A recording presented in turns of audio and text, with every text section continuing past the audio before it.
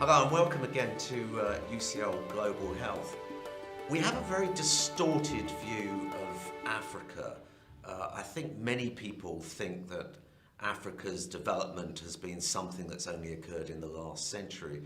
So it's a great pleasure to welcome Kevin McDonald, who's Professor of African Archaeology at UCL, and you specialise particularly in West Africa.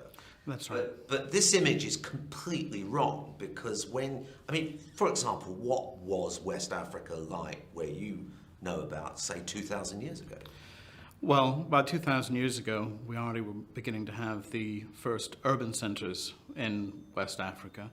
So towns? Towns. So these weren't hunter-gatherer people? No, these were cities of 10, 20,000 people in the early first millennium AD. And if we go back before that, into an area which is now the Mauritanian desert, there was a state contemporary with Kerma in the Nile Valley over in Sudan, in Mauritania, called Tichit, or at least it's in a region known as Tichit. We're not really sure what it called itself. But there we have a very sophisticated social formation with hundreds of settlements and some things that would certainly be the size of towns by 1200 BC. Wow. And an alphabet? No. Literacy for West Africa came with Islam. Okay. And so that's sort of Sudan's side and Mauritania. What about Nigeria? Would there have been towns in...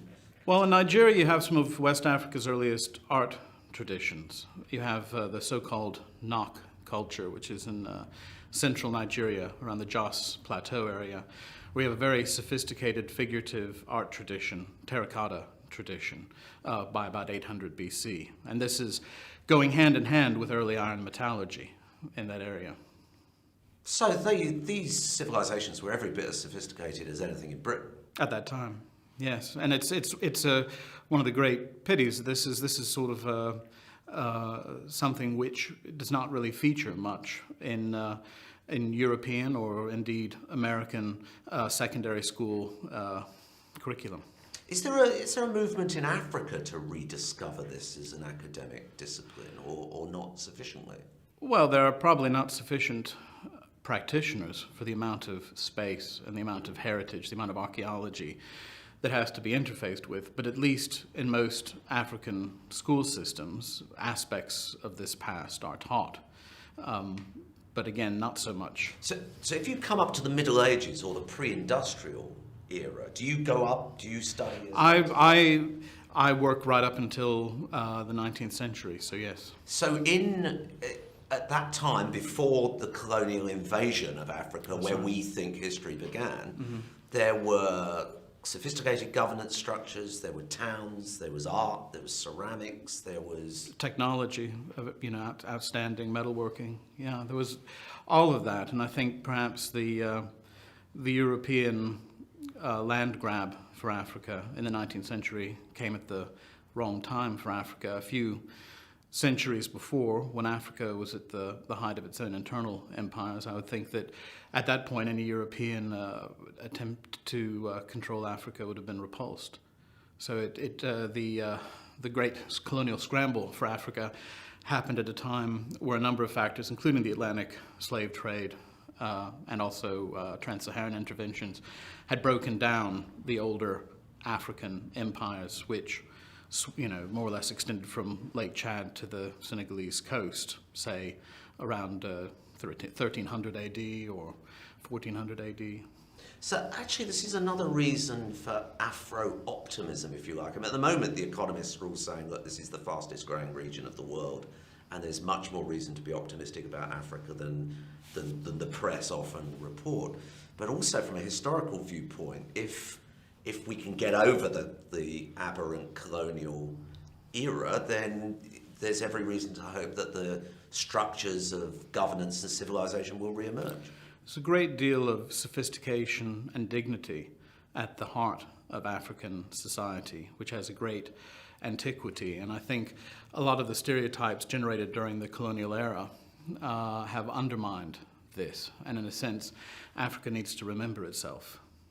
So just tell me a little bit about archaeological methods and the way archaeology has changed, say, in the time you've been doing it, which is about 2 decades. Well, for one thing, remote sensing is helping us a great deal, satellite imagery and so forth, for mapping out the distribution of settlements, for assisting us in survey, because after all, this is an absolutely vast area. And although we've been working very hard since the 1960s to catalog Africa's heritage, we probably have an idea of probably less than 50% of what's actually out there. There's a small number of African and foreign archaeologists working, and it takes a great deal of time to document all of this. But in terms of changes more broadly within the discipline, African archaeology has moved progressively from being more prehistoric in terms of the demography of its practitioners to working more and more on historic periods and occupying terrain which has been emptied by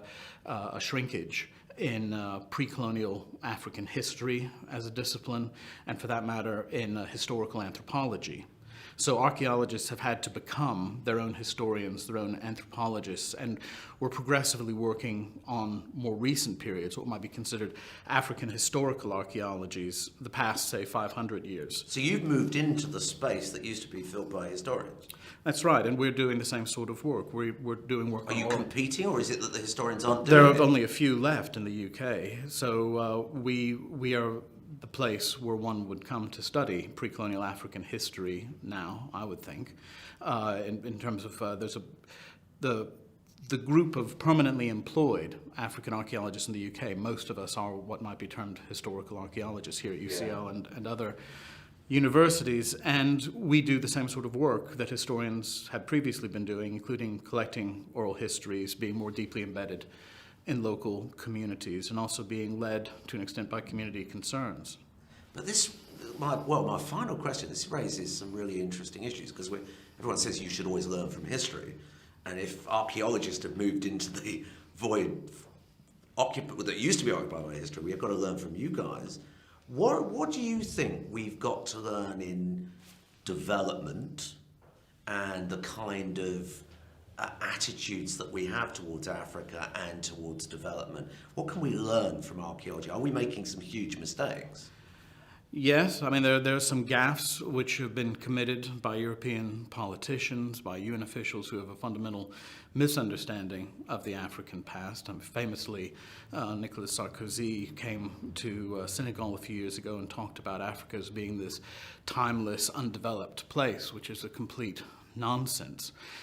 So there is a great deal to be done in terms of educating ourselves about Africa so that we have a better understanding of its past. But also, within development, it's important to realize that heritage is part of development. This is a battle that Africanists have been fighting over the past couple of decades, to have archaeology and history considered part of the development process, both for reasons of national dignity and unity, but also as a means of developing tourism, rather than this sort of Africa as safari park, Lion King sort of idea of Africa, where you have, most cultures of the world, for example, Disney has had some sort of play or movie featuring human beings. Africa is unique that it was treated with animals, which says something, I think, about the wrong end of the stick, which has been grasped. So we've completely written their culture out, basically, from our